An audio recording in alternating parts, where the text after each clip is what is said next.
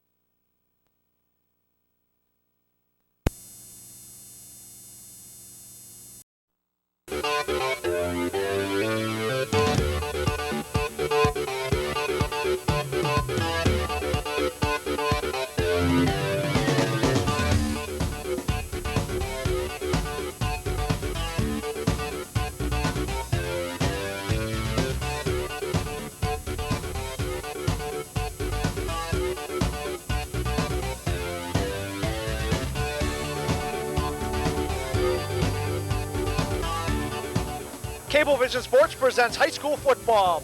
Tonight from Sparky DiBiasio Stadium, the Euclid Panthers play host to the Cleveland Heights Tigers. Hi again, everybody, and welcome to the Cablevision High School Game of the Week. I'm Scott Cirilla. Joining me, as always, Patrick Pearson. We are at Euclid for the Euclid Panthers and Cleveland Heights Tigers. And Patrick, these two teams get together year in and year out. It's a great matchup. Unfortunately, tonight, we're not going to talk about the players that are here. We've got to talk about somebody who's not going to be here. Number 27, Tim Starks, the starting tailback for the Cleveland Heights Tigers, had an opportunity tonight to become the all-time single-season rushing leader in Heights history. He's going to miss tonight's game as well as the rest of the season due to an illness that we'll talk about later this evening. You know, you talk about great tailbacks, and when you come to Euclid, they seem to have always had a good one year in and year out. But they may not have one specific guy here tonight, but they've got some good players in the backfield. No Robert Smith, no Pepe Pearson, no Tony Fisher. But as always, this Euclid offense is fast, they're talented, and they're experienced. Led by Van Monroe, they should be very formidable this evening. One area of the ball game that sometimes gets overlooked is the offensive and defensive lines. The lines of scrimmage, who wins that war, that could be the determining factor here tonight, Patrick. Unusual size and exceptional experience on both lines tonight for Euclid and for Cleveland Heights. That very well could be the key to tonight's matchup. We're going to step aside and take a quick timeout. When we come back, we'll have the starting lineups. The opening kickoff is the Panthers and Tigers from Euclid High School on the Cablevision High School Game of the Week.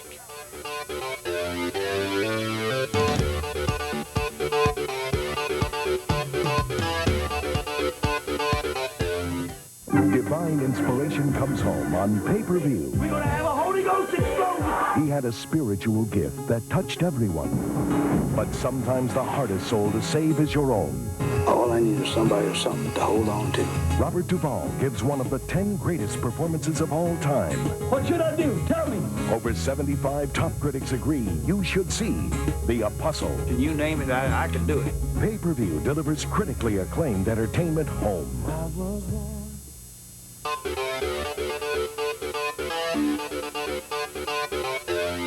And welcome back to Sparky DiBiasio Stadium. We're just a few minutes away from the opening kickoff between the Panthers and the Cleveland Heights Tigers. And as we alluded to, Patrick, a few moments ago in the open, an unfortunate situation if you're a Cleveland Heights fan with talking about Tim Starks.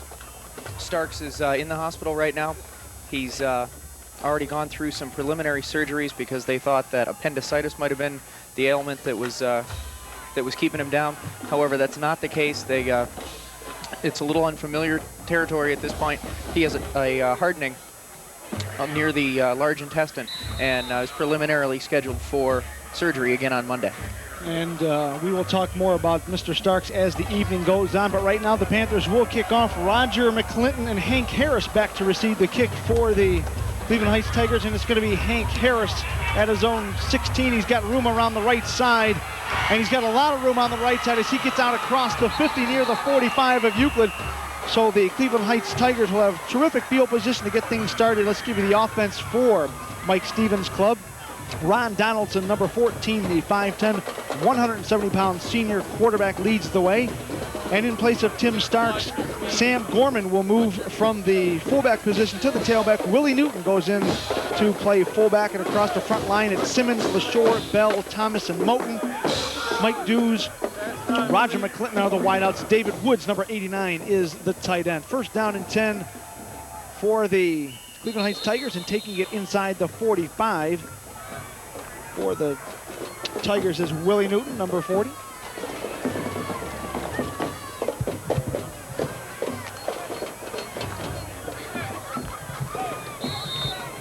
Newton, as you mentioned, Scott, the new man in the rotation. Gorham moving from fullback to tailback, coming in with over almost 700 yards on the season. Give Newton a pickup of 4. It's second down and 6. And this time it's going to be Gorham, and he will wiggle his way inside the 40, close to the 37, which would give the Heights Tigers a first down, but he looks to be short by about a yard. So bring up a third down and 1. Glad you're with us here on week number 9 of area high school football. Always a great matchup year in and year out, the Panthers and the Tigers. Glad you're joining us on the eve of Halloween, or if it's Saturday afternoon, Halloween afternoon. Donaldson is going to keep it, and he will get inside the 34, the first down, but we've also got our first flag of the night. And it looks to be going against the Tigers based upon the line judge's indications, but we'll wait and see for sure.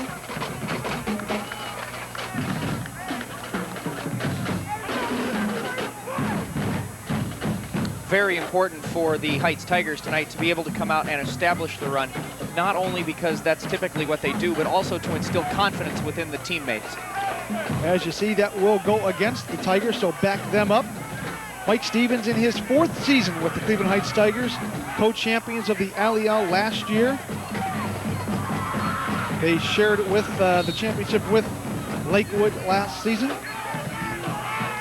Just one loss coming into tonight. So that will make it now 3rd down and 6 from the 43. And Donaldson looking for a couple of guys overthrown, intended for Willie Weingartner, number 8, and also Willie Newton, number 40, out of the backfield.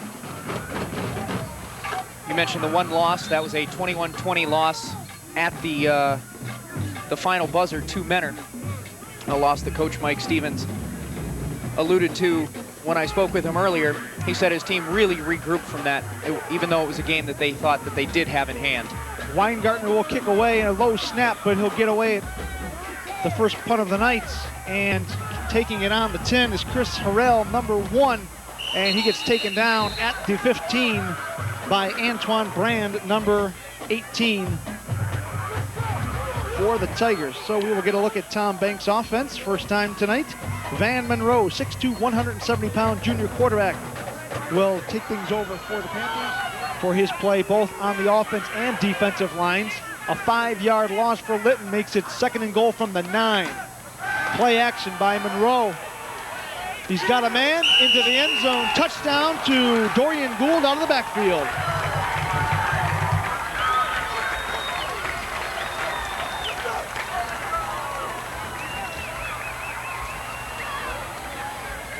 Here we'll see what happens. Dorian Gould sneaks out of the backfield, a little bit of play action, gets lost in the shuffle, and ends up down near the goal line where he's waiting for Van Monroe's pass. Hauls it in, crosses the goal line, and he's in for 6. Tony Basala, number 62, looking for the extra point for the Panthers. Good snap and hold, and Basala's kick is short. But the Panthers will get on the board first. They lead at 6-0 on the Cablevision High School Game of the Week.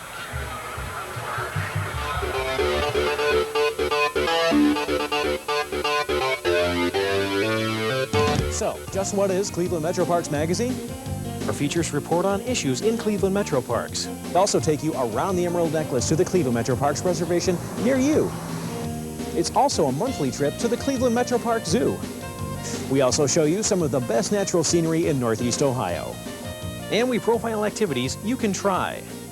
So watch Cleveland Metro Parks Magazine. That's channel 45 in the city of Cleveland and channel 24 in the suburbs, right here on Cablevision.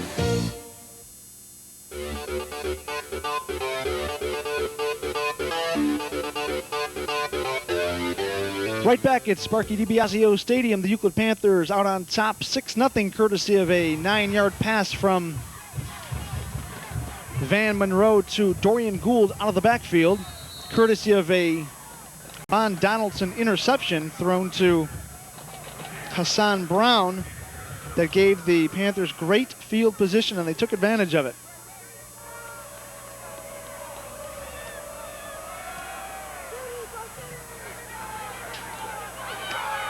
McClinton is going to take it at the 15. Juke his way out across the 25 to about the 28. We've got a flag taken down by number 24 is Kevin Kars. Flag looked to come in a little bit late. And we've got a clip. Might be on number 3, Hank Harris. I'm not sure who the offending party was, nor am I sure that we'll find out. So the Tigers keep going backwards. They started off with poor field position at their own 6. And as we mentioned, Donaldson threw the interception, his 5th of the season, to Hassan Brown. And now the Tigers once again find themselves deep in their own territory. They will start at their own 13-yard line with 3:54 to play in quarter number 1. They trail the Euclid Panthers 6-0. Tigers in the T left, as Mike Stevens likes to call it. And Donaldson's going to keep it, make his way out across the 20, near the first down marker, which is going to be about the 24. Important now for Heights to regroup a little bit, perhaps answer the Panther score in a game like this, Scott, where they come in with a little bit of question in their mind due to the fact that they're missing their big gun, Tim Starks. It's important for them to answer back quickly. Gould picked up 9, so it's 2nd down and 1.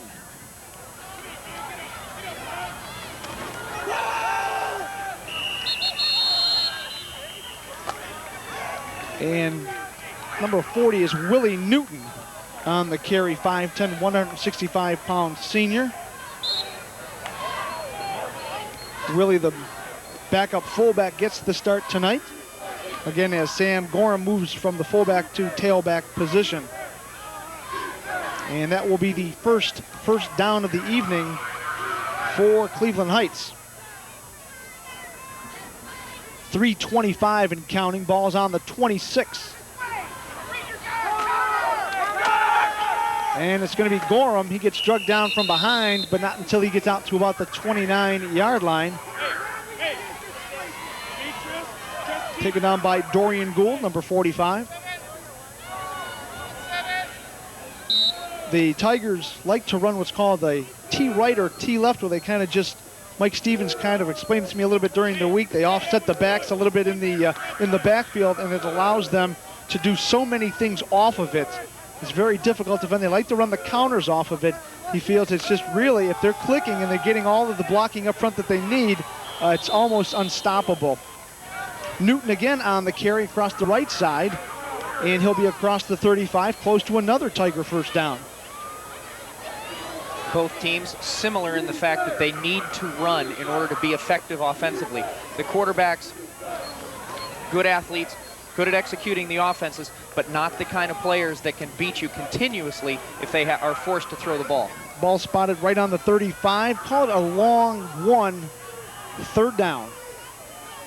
One back, and now he's going to keep it, and he'll make his way across the 40 to about the 42 for another Cleveland Heights first down. Down to 2 minutes to play here in quarter number 1. Ron Donaldson coming into tonight, rushing for over 240 yards, good for 5 yards a carry, and also scored 6 touchdowns. So in this type of offense that Mike Stevens likes to run, you've got a lot of different weapons that can get you the ball into the end zone.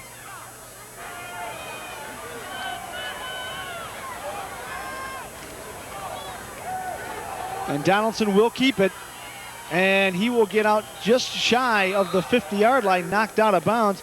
Dorian Gould and number 25, Tommy Verges, in on the tackle. An absolutely tremendous ball fake that time by Donaldson. A wonderful job of selling the counter the other way, hiding the ball, turning the quarter, and making a nice gain. Mike Stevens told me a little bit spoiled in the fact that you've got a 3-year starter in Donaldson, and a kid of his ability and his savvy out on the field really makes it easy to really concentrate on other aspects of the game. Donaldson keeps it again. He'll get across the 48 of Euclid, and that will be good for another first down. So the Tigers, this time, starting in with poor field position, hasn't been a problem as they've been able to get their offense moving. Their front line is big as well. Josh Simmons, 310. Llewellyn LaShore, 295. Scott Bell, the little guy of the bunch, at just 210 pounds. Then you get the big boys. Edward Thomas at 305 and Travis Moten, 340. Add them up, divide it for yourself. Whatever you come up with, it doesn't matter. It's a huge front line for the Tigers. And Mike Stevens, wise in taking advantage of that, giving it to your ball carriers, and letting them just follow the big boys. Scott, as you and I have covered the high school football scene this season, we've seen a lot of offensive lines where guys are they average 180, 190, 200 pounds, and now you come up with guys like Thomas and Moten and Edwards on the other side of the ball, all over 300 pounds. A very effective pair on the right-hand side for Heights. And Thomas and Moten are not just big, they are heavily recruited, not just in Ohio, but across the country by some major universities. They play both sides of the line of scrimmage very well. 2nd and 7, we're down to 35 seconds to play. Donaldson getting some happy feet, decides to keep it. And Donaldson will get inside the 40 to about the 38, which is close to another first down. So Ron Donaldson, with his ability to run the football, is really starting to cause some problems for the Panther defense. And we will get a first down, the 4th on this drive alone. Donaldson comes back to pass. Moten on the right-hand side gives up on his block a little early before Donaldson has time to find a receiver. That contributes to him having to flush out, but ends up with a positive gain and a first down. And that run by Donaldson will be the final play of the first quarter. We've come to the end of the first quarter, and the Tigers are moving, but they still trail the Euclid Panthers 6-0. You're watching Cablevision's High School Game of the Week.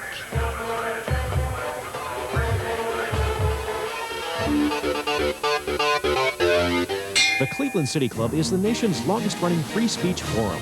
This October, Cablevision is teaming up with the City Club to bring you a series of debates with candidates from this November's upcoming elections. The debates will include candidates from a variety of races of interest to every Northeast Ohioan. Cablevision and the City Club are proud to present these debates and hope that you will join us in participating in our democratic heritage. Watch for us on Cablevision Channel 24 in the suburbs and Channel 45 in the city of Cleveland.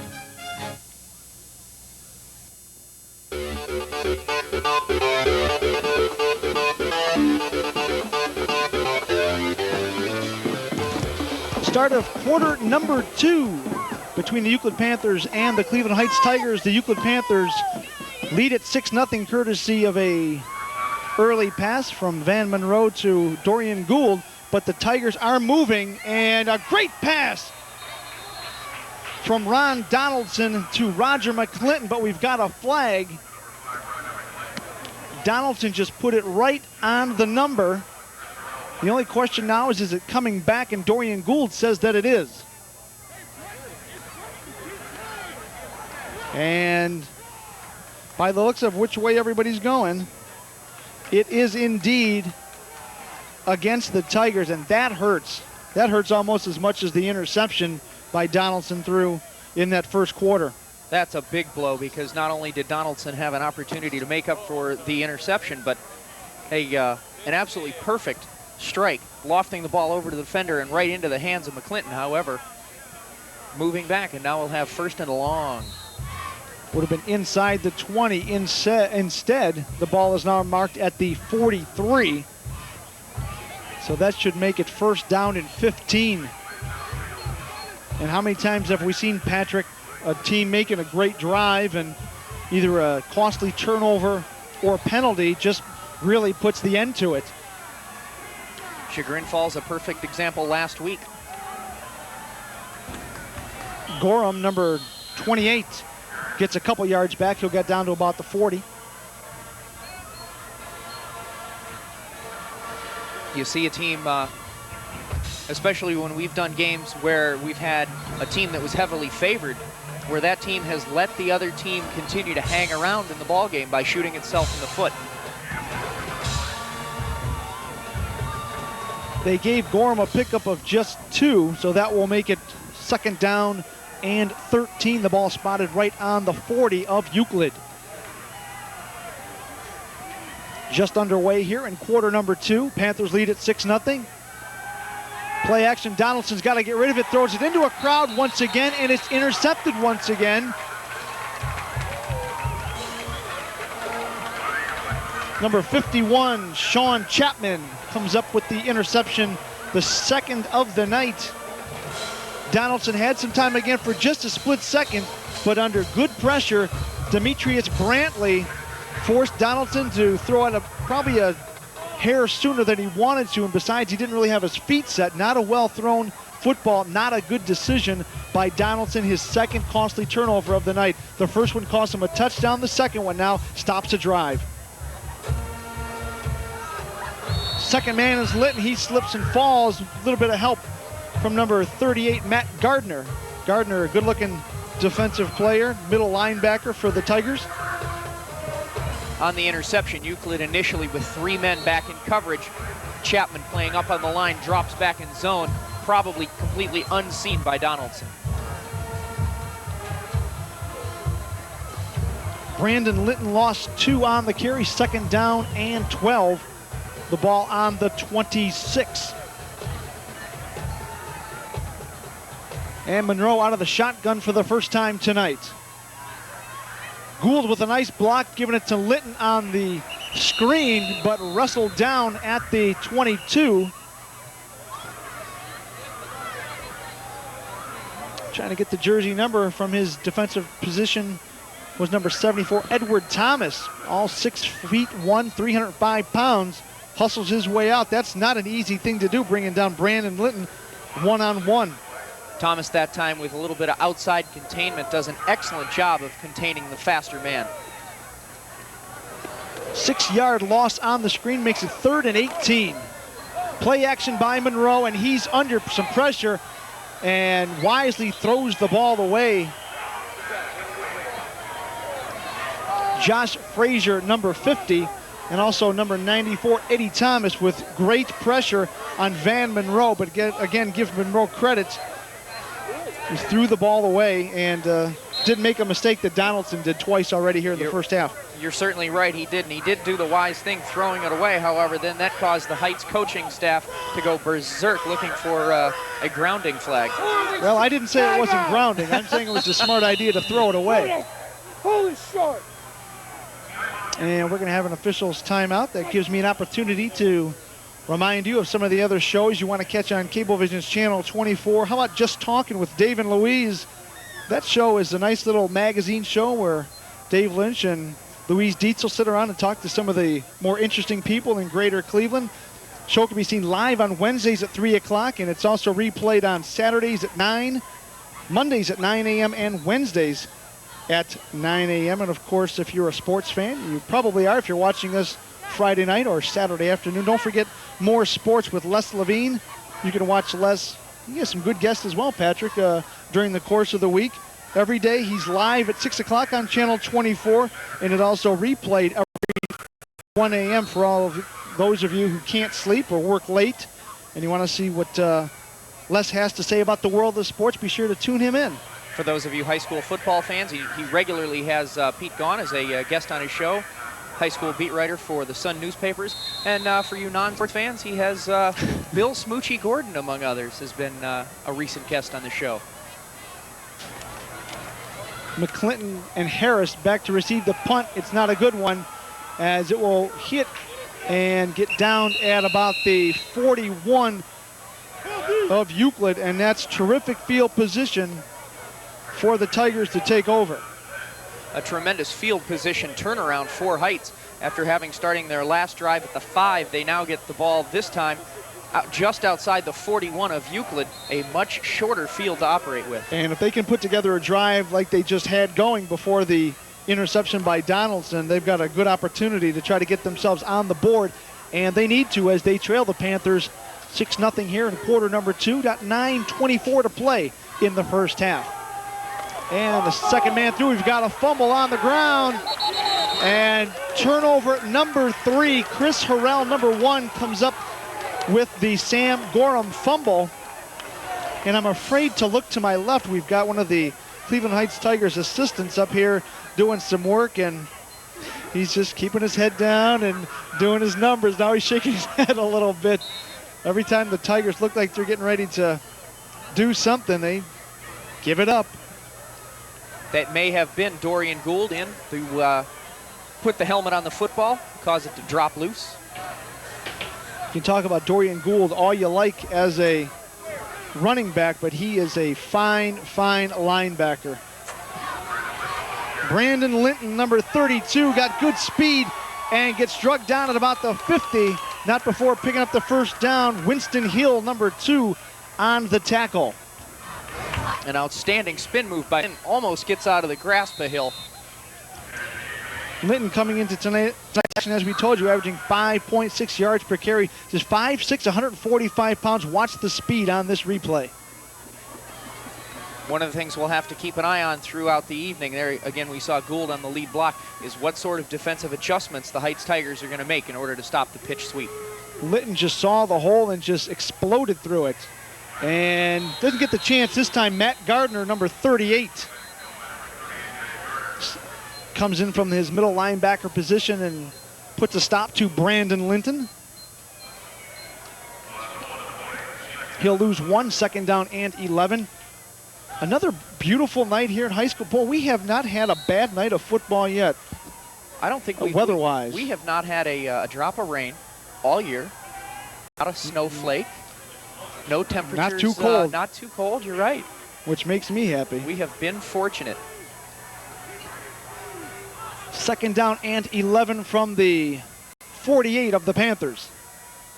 I formation. And the first man will be Gould, and he gets tripped up, maybe picks up a yard. But that's going to be it at best. This is where things get a little sticky for the Panthers. They're probably not going to be very functional running the football inside.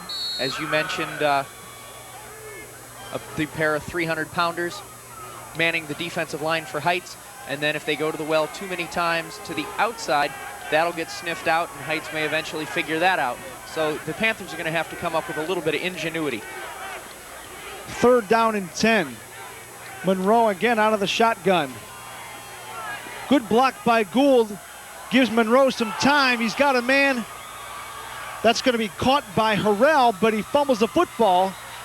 And the Tigers will get their first turnover. Dwight Peters comes up with the fumble.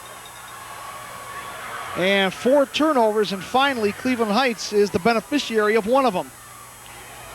Harrell with a nice reception comes across from the left side to make the reception. There you see him. Then he'll get hit. Peters, 35, will pick up the football just before it goes out of bounds, and he'll be able to take it upfield about 15 or 16 yards on the return. Great camera angle, bringing it to you right into your living room. Ball's on the 36, and Donaldson's going to keep it, and he'll get inside the 30 to about the 29-yard line. So once again, Cleveland Heights getting some good field position, looking to get on the scoreboard. The team's now evening up the mistakes a little bit more. Steve Dawson, number 34, in on the tackle for the Euclid Panthers, but not before Donaldson picks up 7 yards.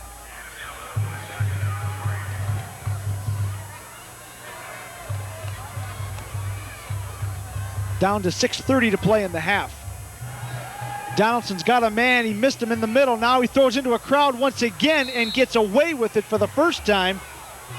Jesse Gibbons, number 86, was open, but Donaldson threw late, and he really got away with that one. If Mike Stevens hasn't said anything to Mr. Donaldson about his choices of pass attempts, I think he's going to awful quick. Donaldson, being a senior, being a leader, probably feeling a little bit of pressure to step up and to fill some of the void left by Tim Starks. However, he's got to change his mindset a little bit. He can't be playing foolishly with the football. Here his team is in position to put points on the board, and that's what they need. 3rd and 3. They play it safe, and they give it to Gorham, number 28, and he will pick up the first down to keep this drive moving. Again, they only trail at 6-0. It's not as though they're down by a couple of scores. Down to 6:10 to play in the first half. And while losing a tailback such as Starks obviously changes the focus of your team, but it shouldn't change the functionality of the offense. Gorham, as we said, has been an integral part of the offense all season. He and Donaldson just need to work together. Donaldson keeps it around the left side. He's going to pick up a first down, get inside the 10, close to the 7-yard line. Well, Ron Donaldson maybe not making the greatest decisions throwing the football, but he's making some terrific ones when he keeps it and runs it. And he picks up a little additional yardage due to a devastating block by Edward Thomas, that time completely flattening the defender for the Euclid Panthers. Unofficially the 6th first down for the Tigers, and they are right on the 10-yard line, so that's going to make it first down and goal. 3 wideouts to the right, and Newton, the lone setback. Give it to him. Excuse me, that is not Newton, that's Sam Gorman, number 28, and Gorman will pick up his 5th touchdown of the season. That was a good drive by the Tigers. Gorham that time taking it right up the middle behind Thomas and Bell. Goes into the end zone virtually untouched. We have a tie ball game for the moment.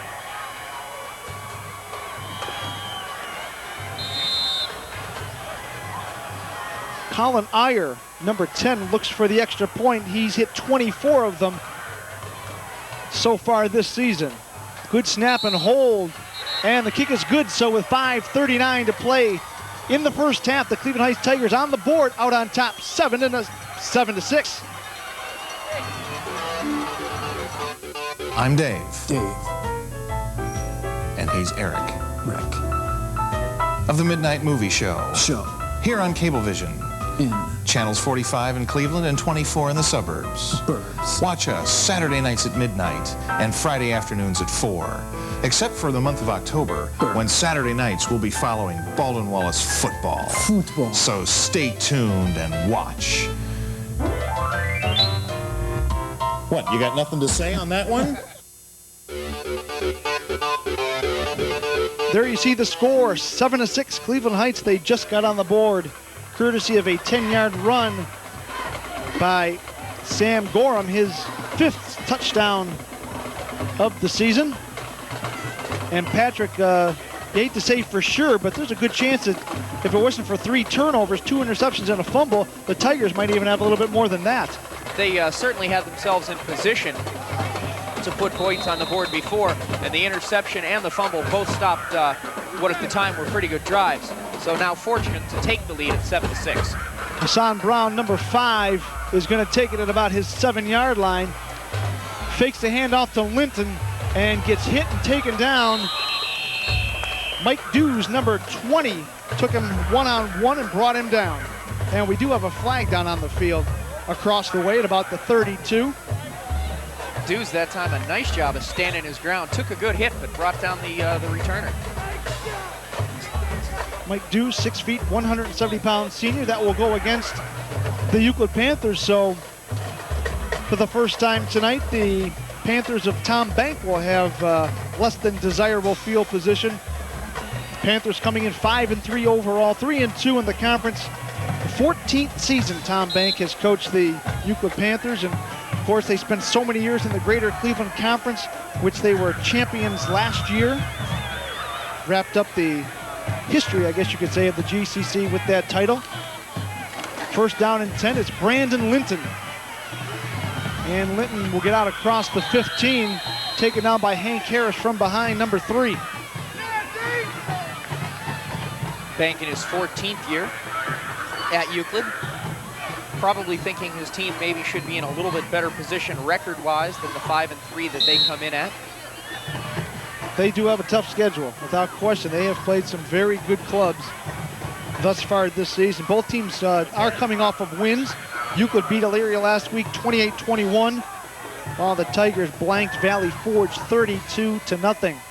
One of the losses coming in the independent part of the season, Euclid lost to Strongsville, the number 1 team in the area. Scott, you and I saw them earlier. The Mustangs are certainly a powerhouse football team. Linton shows that great speed one more time, and he spins away. Good for a first down for the Panthers, as they move the chains once again down to 4:35 to play in the first half. And don't go away at halftime. We will have both the bands for you. We don't just bring you the football. So run to the bathroom quick, go to the fridge real quick, and get back for the bands. First and 10 from the 24. The workhorse Linton, he's going to try to cut back inside, slips and falls. Matt Gardner right on top of him just in case. And Linton maybe picked up 1, possibly 2 yards on the carry. They're going to probably give him 1. The slip, the only thing they're keeping Euclid from a little bit bigger gain, but as they continue to establish the pitch sweep, look for the naked bootleg back around the other side.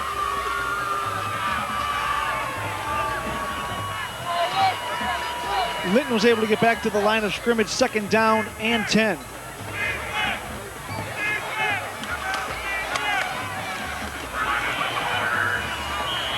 Linton one more time, he'll get out across the 25 to about the 26. Give him a pickup of 2, 3rd down and 8.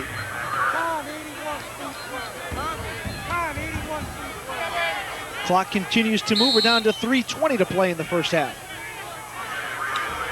Glad you're with us for week number 9 of area high school football. We will be back with you again next week, so look for the blue and white Cablevision trucks.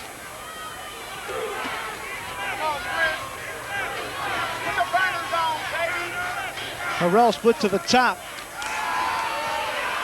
And Monroe looked like he dropped the football. Whatever happened, Brandon Linton was able to come up with it, and if nothing else, saved the turnover, but no yardage for the Panthers. They're going to kick it away with 2:45 and counting here in the first half, and Cleveland Heights just might get some pretty good field position again. A completely busted play that time for Euclid. Ends up, they do, like you said, Scott, retain possession of the football so that they have the opportunity to punt now, and Cleveland Heights doesn't end up with spectacular field position, but they're still looking to get the ball inside the 50. Mario Maruzic, number 64, and his 37 yards per punt average. He's going to need all of that to try to keep the Tigers back. And McClinton's going to watch it bounce out of bounds at about the 45, and it will be the 45.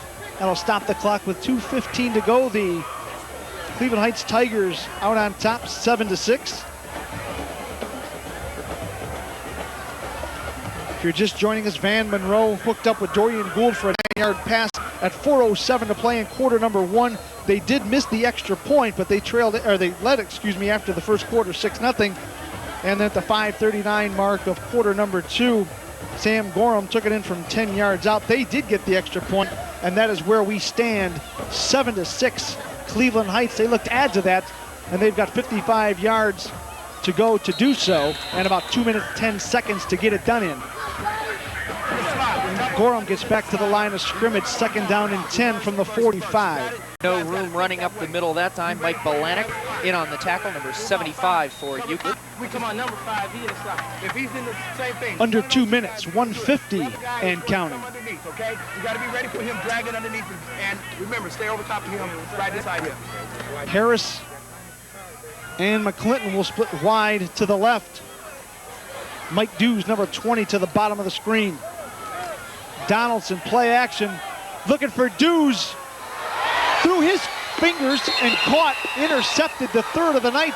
Hassan Brown, his 2nd of the night. Hassan Brown had just outstanding coverage on Mike Dews, and it looked like Dews actually had a chance to catch the football. I initially thought that the ball was going to be overthrown, 5-10 yards down the field of anybody.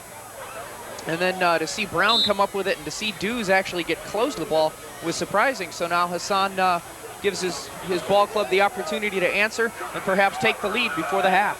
Ball's on their own 22. They've got 1:28 to try to get down to scoring position, and we're going to get an official's timeout.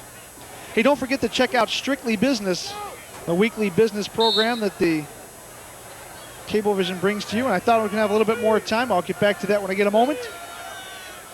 Don't want to miss any action. 1st and 10 from the 22. It's Brandon Linton.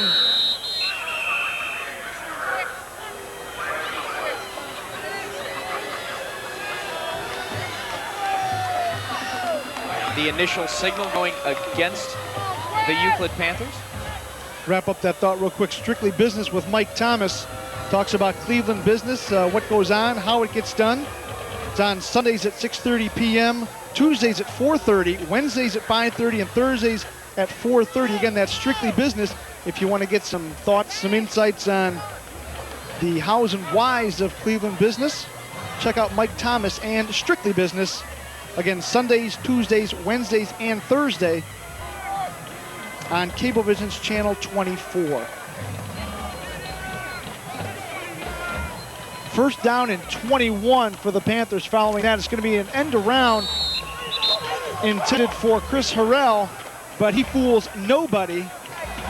And the Panthers keep going backwards, and that's not good news when you've only got about 4 yards behind you. They're going to spot the ball right on the 5. Now we've got a timeout for the Cleveland Heights Tigers, and that gives me a moment now to thank our sponsor, Rascal House Pizza. Brought the goodies tonight for the crew. A couple of pizzas, wings, 4 area locations. Make sure you call one. And so we've got halftime coming up in about 55 seconds, so give them a call now. Get yourself some hot, good pizza. And if it's Saturday afternoon, it's probably lunchtime. So again, thanks to Rascal House Pizza, the continuing sponsor of the Cablevision High School Game of the Week. As we got a close-up of the Cleveland Heights huddle, we saw the man known only as Superfan. What a great guy. Telling us he needed to borrow a marker, actually, and to help put the number 22, 27? or excuse me, 27 on the jerseys. And there you get a good look at it there. Their thoughts as well as ours with Tim Starks, wishing him only the best of luck in what could very well turn out to be a very serious problem. So we will hopefully only get good news early next week on the status of Tim Starks. And certainly while we're talking about it, we want to send our thoughts and prayers to the family, the friends, the teammates of number 27, Tim Starks. Tim, we wish you the best and a speedy recovery. No question about it. The Panthers pick up a couple yards, but not much when it was 3rd and 21. We're down to 48 seconds to play. Mike Stevens calls another timeout in hopes of having as many ticks on the clock as possible as they look to get the ball back with not a lot of time, but depending upon the kick, probably not a whole lot of yards to go either. There's a great look at Sparky DiBiasio Stadium on a crystal clear night. Another war when it comes down to the Tigers and the Panthers. And tonight, no different.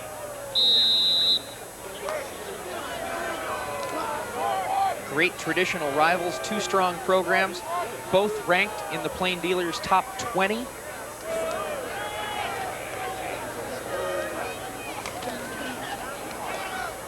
Brandon Linton's got some room, and he'll get out across the 20 to about the 24, but he will be well short of a first down.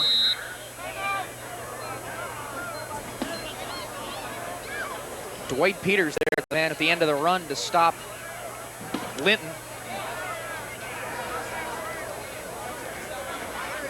Linton almost broke it open. Some good blocking at the point of attack. But Winston Hill, number 2, able to wrap him up and bring him down. You know, before we get too far away from her and talk about Tim Starks for a moment, we want to make sure we pass along those numbers. 1,110 yards is what he accumulated, and as we mentioned, 91 yards short of surpassing his father as the leading rusher in school history. 236 yards rushing last week in that win over Valley Forge. He had a game of 6 touchdowns earlier in the season. That broke his father's school record. 18 touchdowns, a run of 80 yards. I mean, this kid was outstanding. And from everybody you talked to, not only a great football player, but just one of the nicest kids in the school without question. So again, best of luck to Tim Starks. Good kick away by the Panthers, and McClinton's going to take it at his own 40, looking for somewhere to go, and manages to get out close to about the 45, stops the clock with about 28 seconds to play in the half. And of course, the situation with Starks is something that arose very unexpectedly midweek, even after that, after the conversation with Mike Stevens on Tuesday and Wednesday. Another flag. This one will go against the Tigers. It'll back them up inside the 45 to about the 43. Actually, that may have been where they knocked him out of bounds. I take that back. So with 28.5 seconds to play, the Tigers are going to go with 3 wideouts to the right side. And Donaldson's looking that way. And he's running out of options. See if he makes a mistake like before. He does not. He goes safe to Sam Gorham out of the backfield.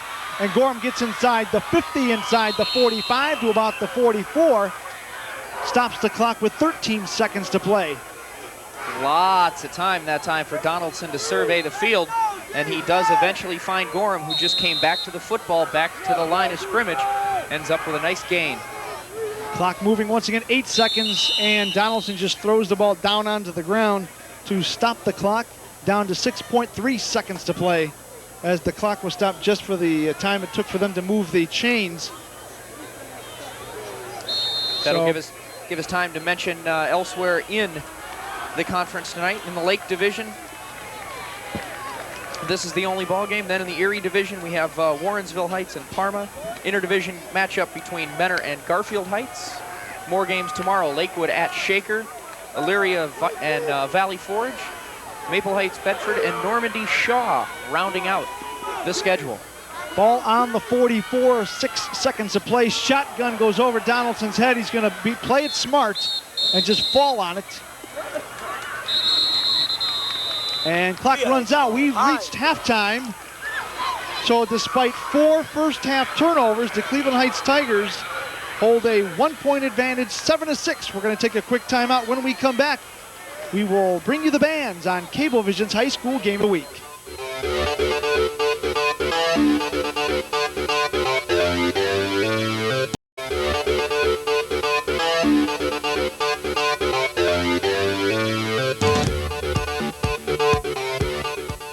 Big laughs, big cast. Strike a bit with pay-per-view. Jeff Bridges, John Goodman, Julianne Moore, Steve Buscemi, John Turturro in a $1 million mix-up. Where's the money, Lebowski? It's down there somewhere. Let me take another look. Liked Fargo? You betcha. Well, the Coen brothers work their movie magic again. The Big Lebowski. I like your style, dude. Big laughs are easy to order at home with pay-per-view. I'm gonna be out roaming around the band, so I'll probably be in your shot. Yeah.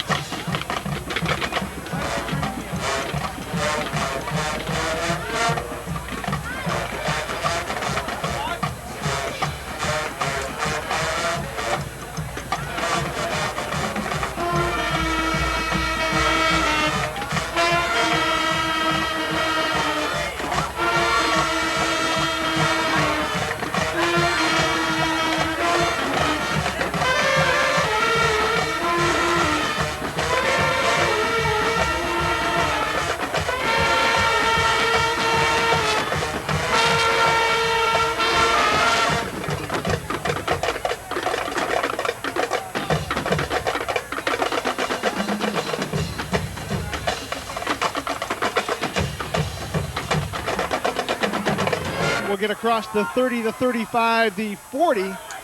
Hog-tied and thrown down by Willie Newton, number 40. And that's where the Panthers will take over to start the second half. Some first half numbers to pass along, courtesy of Jim Grinstead here at Euclid, the stat man.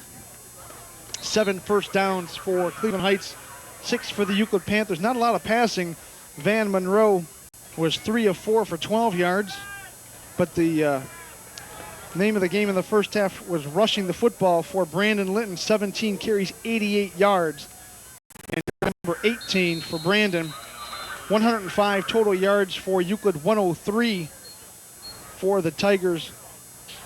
Ron Donaldson had 39 yards rushing. Sam Gorham, 37. Donaldson was just 1 of 6 throwing, and as we told you, 3 interceptions. That's 4 turnovers for the Tigers, 1 for Euclid in the first half. Not a lot of penalties, 2 for 24 yards against the Tigers, 3 for 25 against the Panthers.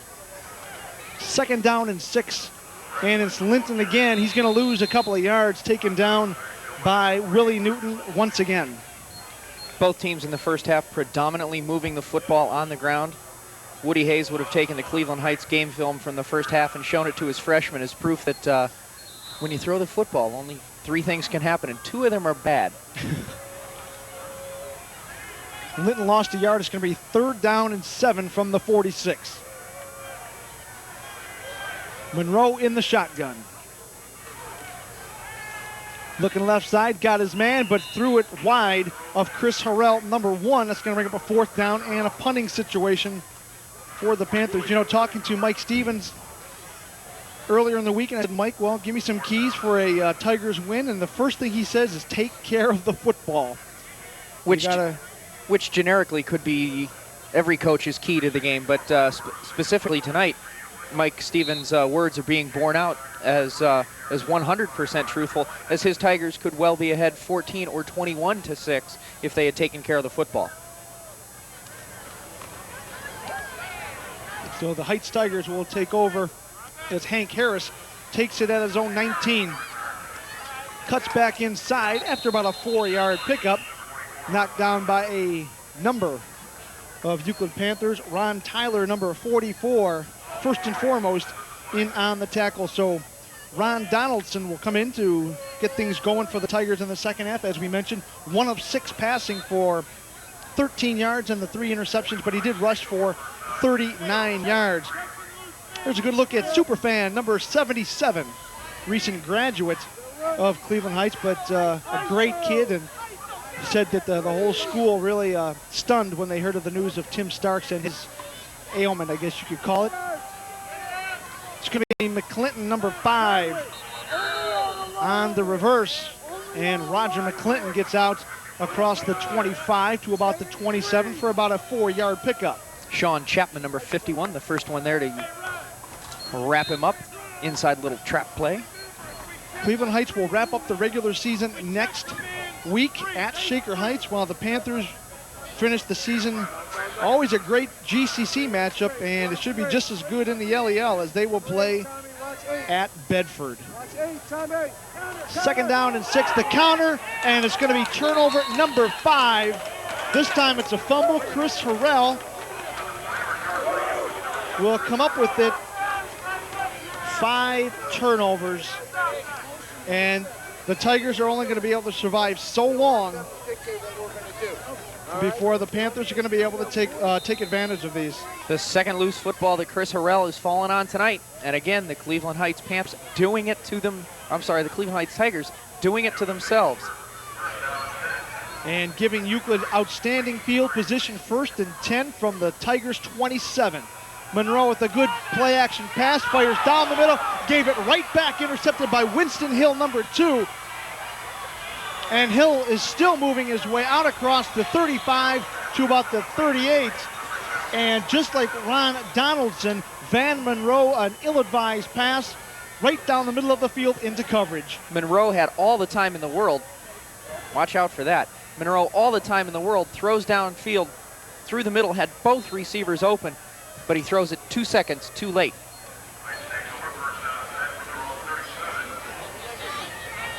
And Hill, from his strong safety position, just played center field and stepped in front of the throw. Turnover number 7 on the night between these two clubs. And although it did rain a very little bit earlier this morning, we walked the field ahead of time in great field position. The ball should not be wet. Just really, in my opinion, some poor decisions by the quarterbacks. And on that last fumble by the Tigers, you saw that Donaldson and Gorham just kind of banged into each other in the backfield. A result of the two being a little bit unfamiliar with Gorham moving into the tailback position. Willie Newton hammers his way across the 50 into Euclid Panther territory. So the Tigers will pick up their 8th first down of the night. Clock continues to move. 8:50 in the third quarter. Glad you're with us. Scott Zarilla, Patrick Pearson, and the entire Cablevision crew. Roger McClinton, number 5, will split to the bottom of your screen, just out of your screen. Mike Dews, number 20 at the top. Donaldson's going to keep it. We've got a flag on the play. Amin Harville, number 76, in on the stop. That play, the flag in the vicinity of holding. However, we'll see what the call is. Travis Moten trying to find out if it was against him. May or may not have been, but is against the Tigers, so we're going to back them up. Good crowd here at Euclid. And again, not a bad night. You see some stocking caps, but not too cold. Of course, it's easy to say up here in the booth, but not too cold tonight. Pretty good night for high school football. One thing we did notice is that nobody wanted to show up real early and sit in the stands too long before the game started.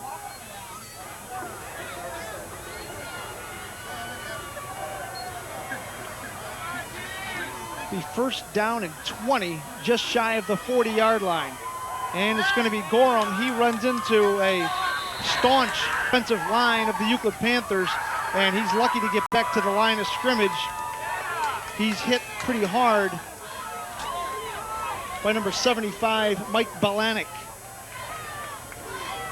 Balanik, 6'2", 240-pound senior, anchoring that defensive line for Tom Bank.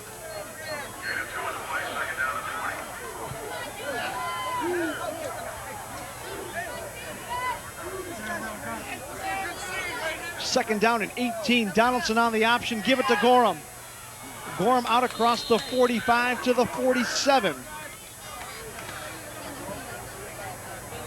Down to 7:20 to play in the third quarter. Oh my goodness. 7-6. Hello, John Staley. Top. John Staley taking a night off from the director's chair. Moving out to the camera. Right on top of us.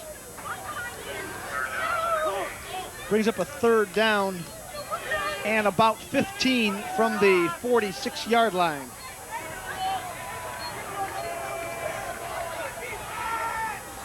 McClinton to the bottom of the screen. Donaldson's going to roll to the right. Got some time. Intent poor, but overthrown. Jesse Gibbons, 86, and Hassan Brown had his eyes on interception for the night, just overthrown. I don't know what the record is for a most interceptions in a game by one player, but Hassan Brown might be looking that one in the eye.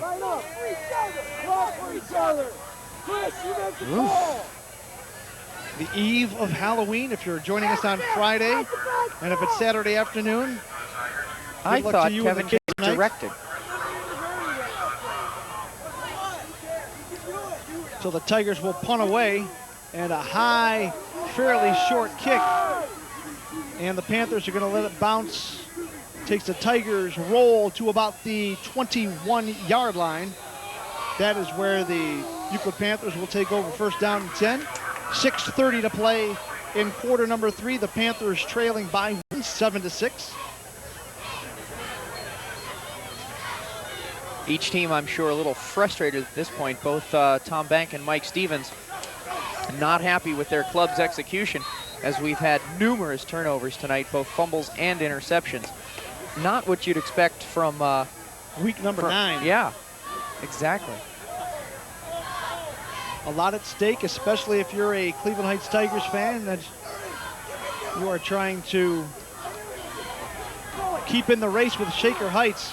Monroe's looking for the sideline. The corner doesn't quite get there as he's wrestled out of bounds by number 20, Mike Dews, up from his cornerback spot. But Van Monroe able to pick up about 4 yards, so let's make it 2nd down and 6. Mike Dews having a pretty good night for the Tigers. 6 feet, 170-pound senior. And there's a good look at Van Monroe, the 6'2", 170-pound junior quarterback.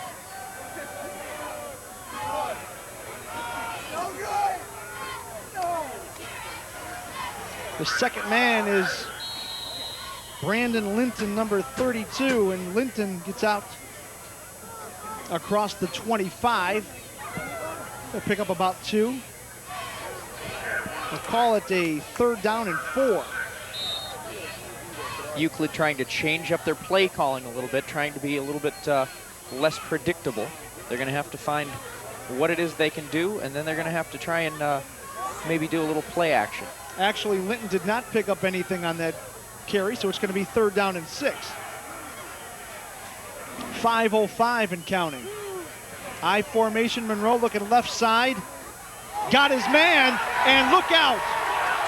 Chris Harrell is going to take it 75 yards. No flags. This one's going to count.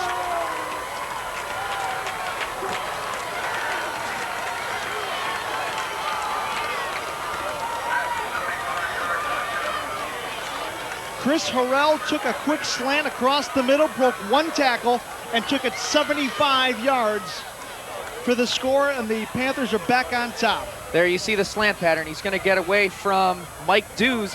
He's going to outrun both Dews and Winton Hall to the house. Winston Hill just late getting across from his safety position, and Harrell just outruns all of the Cleveland Heights Tigers and takes it 75 yards. And we've got a timeout for the Panthers as they want to make sure that they look as though they're going to go for the 2-point conversion. They want to make sure that they are on the right page. You don't want to give up an opportunity to get 2 points here, which would give them the 7-point advantage. So this is an important play. In a game where most of the big plays have been turnovers, Van Monroe hooks up with Chris Harrell. Chris Harrell coming into tonight's action, 20 catches, 316 yards, good for 16 yards a pop. That's his 5th touchdown of the season, and that will better his average by quite a bit, and we'll raise that quite a bit as well. 3rd catch of the night, 23 on the season for Harrell. Here comes the 2-point conversion attempt. Look for the Panthers to try and get Monroe out of the pocket. Gould by himself, but Monroe's going to look on the rollout under some pressure, and Monroe's going to keep it himself and take it in. So 4:49 to play in the 3rd quarter. The Euclid Panthers have bounced back out on top, 14-7.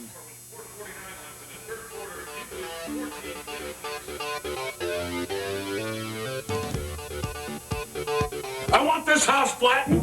A big bully looking for trouble finds out little can be lethal. Catch all the fun on pay-per-view. When you treat your family to magic and mayhem. Any last words? End of the line, Berman!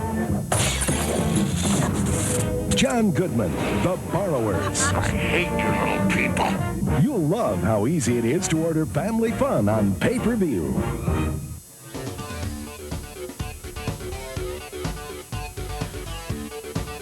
And the first big play of the night, Van Monroe hooking up with Chris Harrell, 75 yards for the touchdown. The 2-point conversion is good. The Euclid Panthers are now right back out on top, 14-7. Van Monroe now with 10 touchdown passes on the season. And there we get a great look of Van Monroe. As I said, look for Euclid to get him out of the pocket on the two-point conversion. They did. They took advantage of his athleticism, and he cashed in. Roger McClinton, number 5, is going to pick it up at the 13, and he is in some trouble, and a lot of it. Tries to get around the corner, won't do it. He's taken down inside the 10. Dorian Gould and number 88, Paul Cunningham,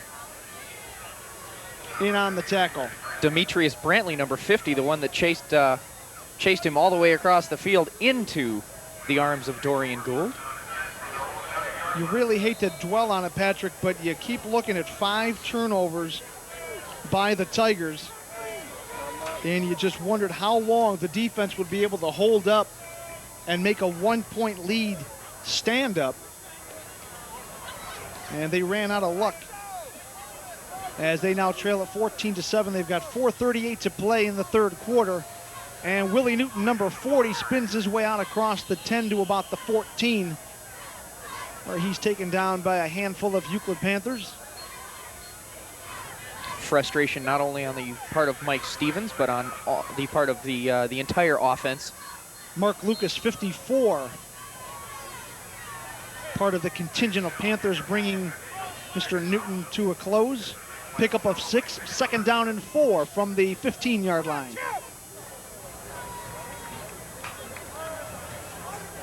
When the Tigers have been able to hold on to the football, they've been able to move the chains. Donaldson's going to keep it. Tries to cut back inside. Flag is coming in as Donaldson gets close to the first down.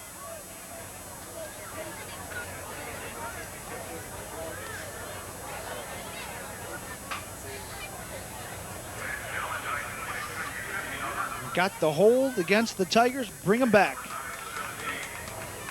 A different kind of mistake this time, but again, Cleveland Heights not doing themselves any favors at this point. Some other big games taking place around the area in the Pioneer Conference. 5-0, 8-0 Strongsville playing at Medina, 7-1, 4-1. And in the Western Reserve Conference, the North Division, the undefeated Mayfield Wildcats, 8-0, 3-0, are at Kenston. Kenston trying to play spoilers this year as they did last year when they upset Solon on the last game of the season. They could do likewise with the Wildcats should they come away with a win tonight. 2nd and 9, and the second man through is going to be Sam Gorham. And Sam's going to make his way out across the 10, but he's still well short of a first down. That's going to bring up a 3rd and long for Mike Stevens and his gang. That Medina-Strongsville matchup, of course, Strongsville has been #1 now for 5 or 6 consecutive weeks in the Plain Dealer poll. Medina only having beaten the Mustangs once since 1946. I believe last time was 86, 84? 88. 88. It's been a while. 3rd down and 7. 2:50 and counting here in the third quarter.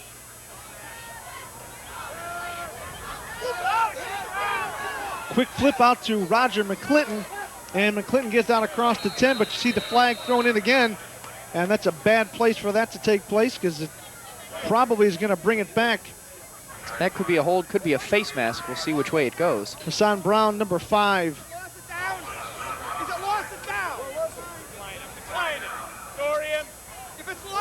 Right on top of the Euclid Panther sideline, and it's no secret what they want to do.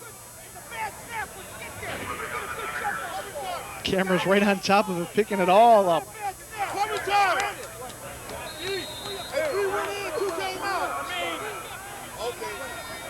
Making our job easy. That's right. What do we want to listen to him for, these two for? Shut up and let the Panthers coaching staff take over. Pete Swanky, still a member of the staff, been here a long time. He was in the phys ed department when I was here a long time ago. And you see Pete and a couple of the other guys say if it's a bad snap or a bad hold, get in there. It's not, but it's not a great kick either. Not a good kick at all by Weingartner. And the Panthers, again, will have some outstanding field position. Let's see where they mark it. They've got 2:28 to play in the third quarter. They are going to take over at the 29-yard line of Cleveland Heights. A 16-yard punt never helps your cause. Greg Fehrenbach, what are you doing getting your calisthenics in on the sideline? Harrell's going to split to the top of the screen. And the second man through is Brandon Linton. And he spins away, tries to get away. But he will get taken down by Travis Moten, number 78. Linton took a good lick from number 18, Antoine Brand, but then spun away and was able to pick up a few more.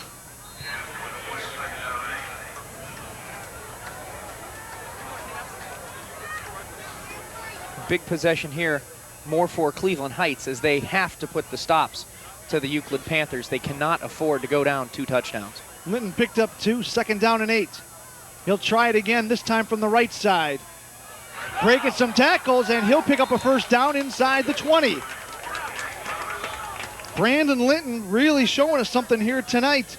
He has got to be over 100 yards on the evening.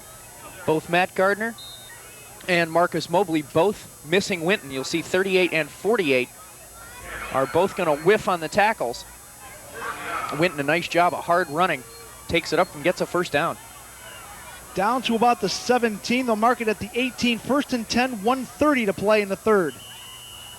And we've got a flag. And as we watch the Cleveland Heights Tigers and the Euclid Panthers, we are now joined by someone who knows a little bit about the city of Euclid. Offsides against the Tigers, only helping the Panthers' cause. Dave, put a headset on there and join us.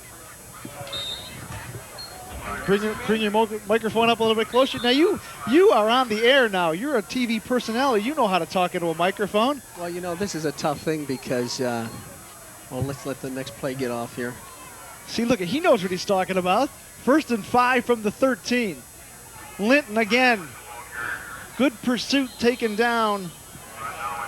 Matter of fact, we just handed a note. Brandon Linton, 22 carries, 106 yards prior to that one. Well, Dave, it's good to have you with us. Well, it's great to be here. It's a situation where I don't want to make enemies of my friends in Cleveland Heights, but, you know, you're talking now to a graduate of Cleveland Heights High School. But, you know, once you wear the stripes of the Euclid Panthers in politics here in Euclid, you root for the Panthers. David Lynch, not sitting on the fence on this matchup. No. Second and 6. And Van Monroe touched his knee down before he could get the pitch off to Linton. So that's going to be a big loss back to about the original line of scrimmage. That keeps the clock moving. That was pretty close. I'm not sure if we have a replay on that, but it looked like to me that Monroe used an excellent move, and even though he stumbled a little bit, got the ball to Winton in time. That's going to bring up third down and 9, but that also is going to be the final play of the third quarter. We're going to step aside, take a quick timeout. When we come back, we'll have the fourth quarter. We'll have more with Dave Lynch. Panthers leading it right now 14-7 on the Cablevision High School Game of the Week. So, just what is Cleveland Metro Parks Magazine? Our features report on issues in Cleveland Metro Parks. They also take you around the Emerald Necklace to the Cleveland Metro Parks Reservation near you. It's also a monthly trip to the Cleveland Metro Parks Zoo. We also show you some of the best natural scenery in Northeast Ohio. And we profile activities you can try. So watch Cleveland Metro Parks Magazine. That's channel 45 in the city of Cleveland and channel 24 in the suburbs, right here on Cablevision.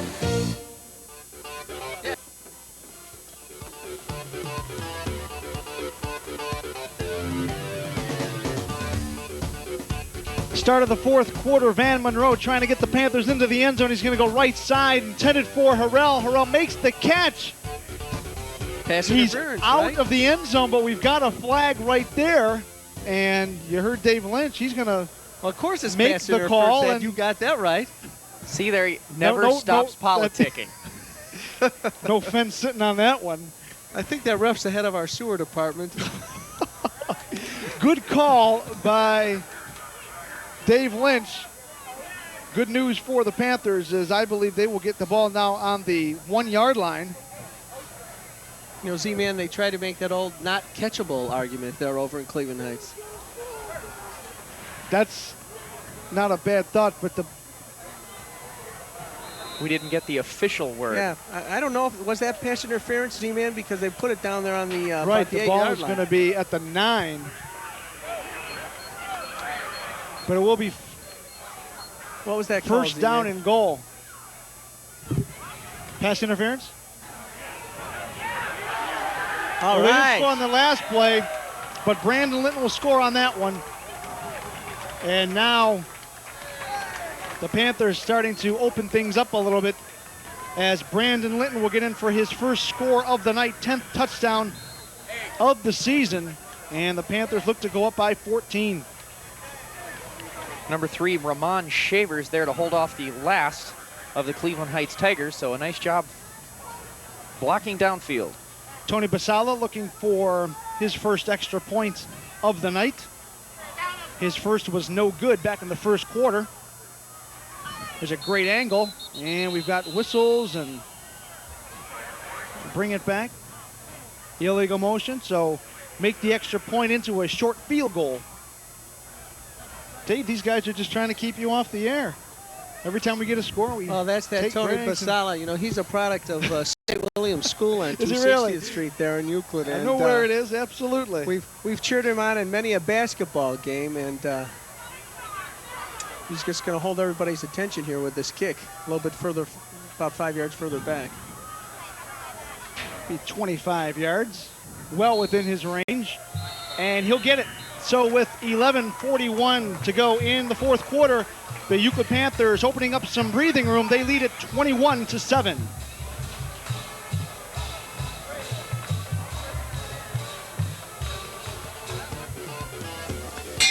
The City Club is the nation's longest-running free speech forum. This October, Cablevision is teaming up with the City Club to bring you a series of debates with candidates from this November's upcoming elections. The debates will include candidates from a variety of races of interest to every Northeast Ohioan. Cablevision and the City Club are proud to present these debates and hope that you will join us in participating in our democratic heritage. Watch for us on Cablevision Channel 24 in the suburbs and Channel 45 in the city of Cleveland. Oh, perfect. Welcome back to Sparky DiBiasio Stadium. The Euclid Panthers, courtesy of a 9-yard Brandon Linton run, lead the Cleveland Heights Tigers 21-7. And again, we're joined in the booth by former mayor of the city of Euclid, Dave Lynch. Dave, thanks for joining us. What are your thoughts on tonight's game so far? Have you got to see the whole 3 quarters?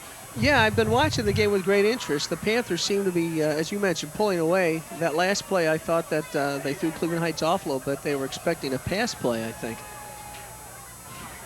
Short kick, and Hank Harris takes it at the 30 to about the 33. Now, Dave, I alluded a few moments ago to the fact that you're no stranger to the microphone and the headsets. Let's talk about your show, Just Talking. Well, that's right. Yeah, it's called Just Talking. As a matter of fact, those who are watching this broadcast tonight, Friday, if you stay up just a little bit later, at 2 a.m. on Channel 24, you'll see Just Talking. We played again tomorrow morning at 9 a.m. And if you've got the opportunity, we've got Mike Fratello as a guest. Rocco Scotty comes on and sings a tune. So sports-minded folks will enjoy this program as well. Cleveland Heights Tigers will take over 1st and 10 from their own 32, and Ron Donaldson trying to help bring the Tigers back. He's going to look left side and intended for, but incomplete, in and out of the hands of Roger McClinton. Or are they going to call that? I think they're going to call that a good catch, Z-Man. Because the ball, I saw the ball get away. Simultaneous possession at the time that they hit the ground. Here's the replay. They will give him a catch.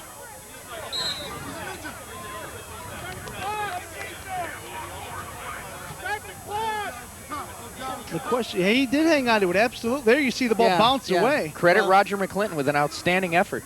Great, Dave, great we had catch. talked about the That's the head of the sewer department with that call again, I might point out. the lineage of tailbacks here at Euclid.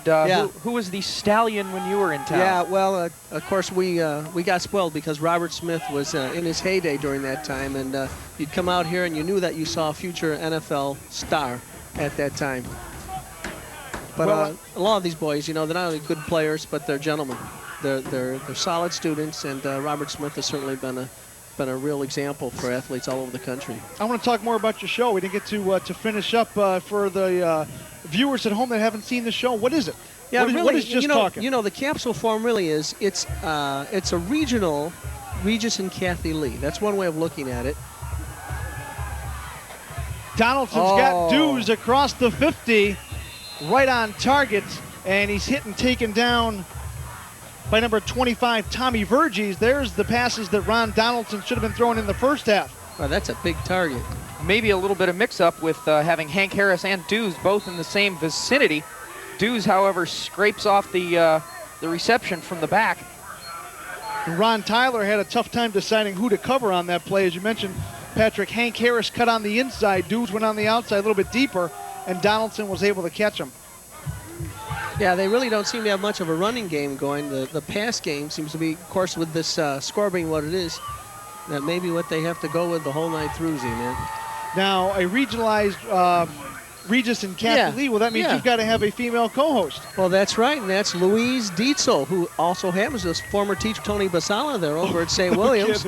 And really, she does a wonderful job. She's got the right personality for it, and I think she puts Kathy Lee to shame.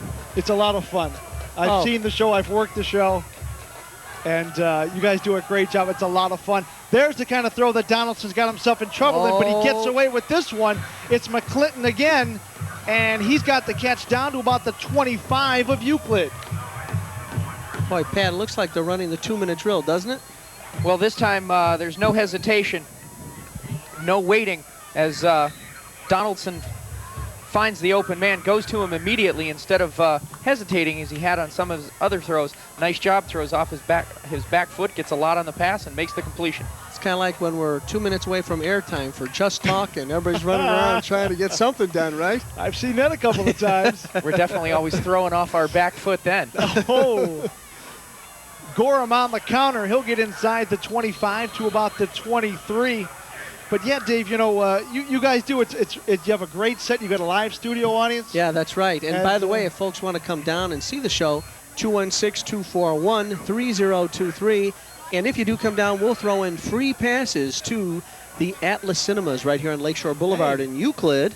First run movies, and you get in free. Such a deal, huh? You can't beat that. Come on down. It's a lot of fun. What's the exact address at Lakeside? 3300 Lakeside is the address of the Cablevision studios. Plenty of parking, and I might add. Come on down. Donaldson to the air again off his back foot. Ooh. Intended for William Weingartner. But Donaldson's got away with it a couple of times. But, you know, Dave, no question about it. That's not the way you want to throw a football off that back leg. No, although it's got everybody guessing what's going to happen next. And I think Panthers came close to a pass interference call there as he was running the route there for Cleveland Heights. Dave, did you play high school football? No, I was one of the smart guys, like Tony Basala. I play soccer. Although you'd be surprised how rough a game can get when nobody's got pads on. I met a gentleman this morning, as a matter of fact, that broke his arm playing soccer. Figure that out. Donaldson on a 3rd and 8. And the Tigers are going to come up short, well short, as Gorham is actually going to lose about a yard. So that brings up a 4th down and 9. What does Mike Stevens do now with 8:23 and counting, trailing by 14 points? It's a tough decision. Still early in the 4th quarter. It's kind of like deciding whether or not to run the fireworks if it's raining lightly on the 4th of July. Oh, you've had that decision, have you? Oh, sure we have. I'll bet you have. Well, Mike Stevens has decided to go forward. He's got 3 wideouts to the left side, and Donaldson's under pressure. He's got a man, and it's into the end zone. Weingartner. So good decision. Tell you what, he read that. Hassan Brown turns the wrong way on the coverage, and an absolute floater thrown up by Ron Donaldson, almost a prayer of a pass, hauled in for the touchdown by William Weingartner. Well, you know, Pat, they had just single coverage there because he had all these guys coming in. Willie Weingartner coming into tonight with just 5 catches on the season. However, 3 of them have been for touchdowns, and he averages 29 yards a catch. So that's right with his averages at his 25 yards. And touchdown number 4, but the extra point is blocked. That may end up being huge. Very big. But with 7:53 to play in the game, the Tigers have clawed back into this. They now trail it 21-13. You're watching the Cablevision High School Game of the Week. I'm Dave. Dave. And he's Eric. Rick. Of the Midnight Movie Show. Here on Cablevision. In Channels 45 in Cleveland and 24 in the suburbs. Birds. Watch us Saturday nights at midnight and Friday afternoons at 4. Except for the month of October, when Saturday nights will be following Baldwin Wallace football. Football. So stay tuned and watch. What, you got nothing to say on that one? Back leg.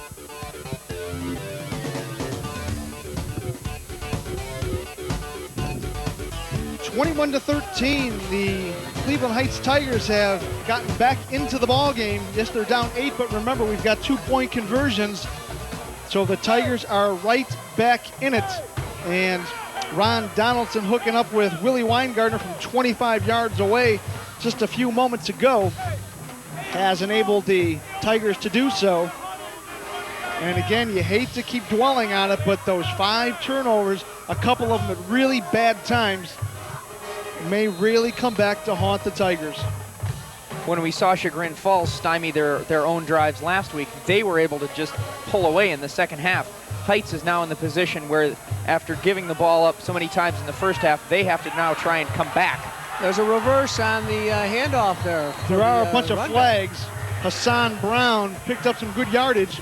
But that one will probably come back. On reverses, when you get flags, it tends to be illegal blocks or clips of some sort. But let's not jump the gun. Dave, is it any easier to watch football games at Euclid when you're not the mayor of the city? Can you kind of just watch it as a fan as opposed to a representative? Well, Z-Man, I'm wearing jeans and a winter jacket. I might have had a suit on about 5 years ago. So believe me, this is a lot more comfortable. That will go against the Panthers, so back them up. Not to mention, you probably actually get to see the game as opposed to, greeting all of the members of the community. Well, that's right. By the way, the head of the sewer department has now been demoted after that call. I was going to ask you, is this his job now that since you left? Well, he couldn't give me more work. He's now cleaning toilets at the golf course. Which is good work if you can get it. Although we got about 7 minutes left. 7:41 to be exact. And the Panthers will take over first down and 10 from their 20. And Tom Bank would like nothing more than to chew up as much of that clock and get into the end zone and put this away. Brandon Linton will get out across the 25 to 30 with some great moves and wrestled down across the 35. Antoine Brand, number 18, finally able to do so. Linton showing off fantastic speed to get around a corner, then puts on a wonderful little hop move. Picks up another 4 yards after that. Did you call that a hop move? A hop move. That's what it was, a hop. Is that the technical term for it, or is that the... Well, it was a cutback, but it was in the air, so it looked like a hop to me. See, that's why I do play-by-play. I say all the simple stuff, say a couple of names, say a couple of this, that, and the other things, and let him come up with all these great, well, sometimes yes. First and 10 from the 39. 7:05 and counting, quarter number 4. The Panthers hanging on to an 8-point advantage. Dorian Gould blasts his way across the 45 to the 48, just shy of another first down, taken down by Roger McClinton, number 5, and also Winston Hill, number 2. Leveled at the end of the run by number 5 there. Pat, I think if he gets this first down, that's it. Early? It's a little early to be salting the game away with 6:38 and counting. Yeah, but I saw the fat lady over. She was warming up. She's warming up. She's doing a few arpeggios there. Arpeggios? Yes. That's got to be a mayoral term. Well, listen, if you can start talking about hop moves, I can talk about arpeggios. All I'm going to say is Dorian Gould gets inside the 50 for another Panther first down. Sans any hop moves on that one.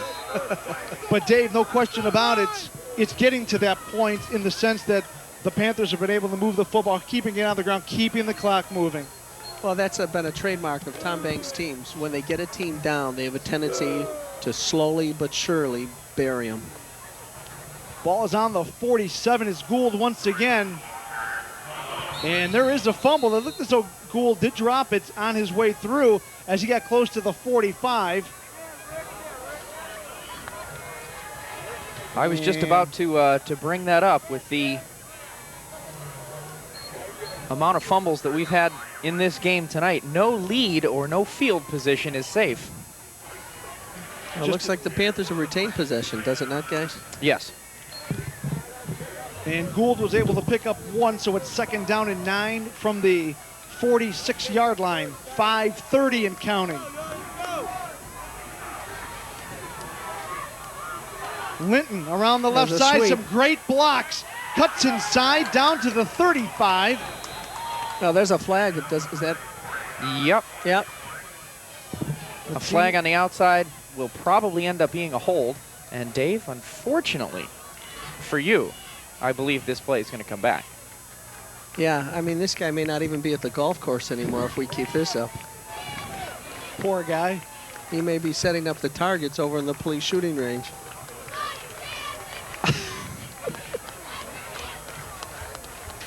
No, and unsportsmanlike. Against the Tigers. Going against Heights. So move the chains even more. And great news for the Panthers. I take back everything. The Tigers now literally with their backs against the wall, being unable to afford giving up any more points now as we approach 5 minutes left in the game. Already down 8. And they are the Euclid Panthers that would be at the 19. Just under 5 minutes and counting. And it's Linton following Gould. Cuts inside and gets down inside the 10 to about the 8. Put another flag. Gould is the lead blocker that time, takes out Roger McClinton. And now we await the official's call on the flag. A plague of yellow flags has it's coming back. Sparky DiBiasio Stadium.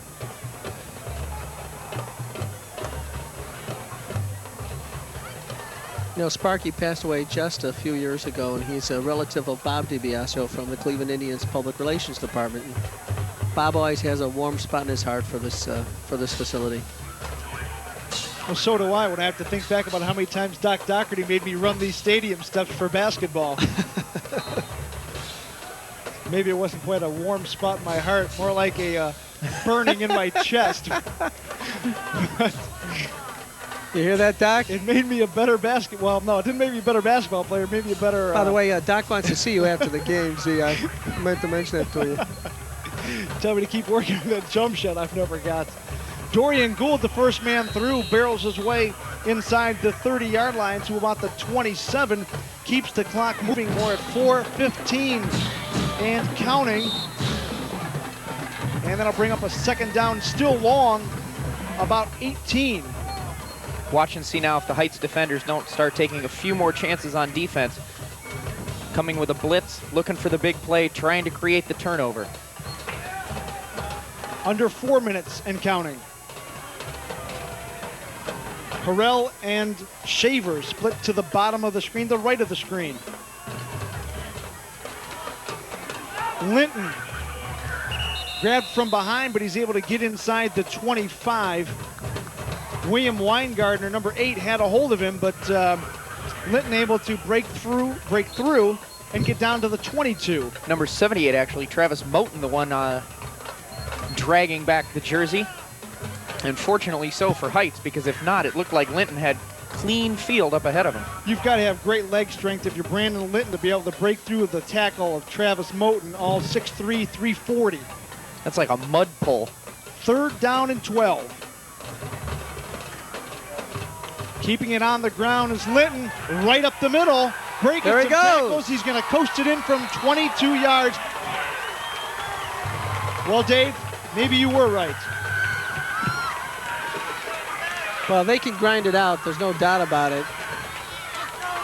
You know, before that play ran, I was going to say, did he make a mistake not throwing the ball when it was when he had 18 to go? Here on the replay, you'll be able to see that once Linton gets through the line, he makes a terrific cutback, avoids a couple of defenders, including Antoine Brand, and then coasts into the end zone. Basala going to look for an extra point to probably ice this thing. Kick is up, and the kick is good. So with exactly 3 minutes to play in the ball game, the Euclid Panthers have opened back up a 15-point advantage, 28-13. You're watching Cablevision's High School Game of the Week. telling me a 9-year-old kid cracked the government super code? The code word for thrills is pay-per-view. You can read it. That's why his life is in danger. Bruce Willis. Simon, what does that say? Alec Baldwin. There must be nothing that connects the board of this office. Tensions rise. The action explodes. Your head down! Right in your home. Talking about people who have the ear of the president. Mercury Rising. Pay-per-view delivers non-stop excitement the easy way.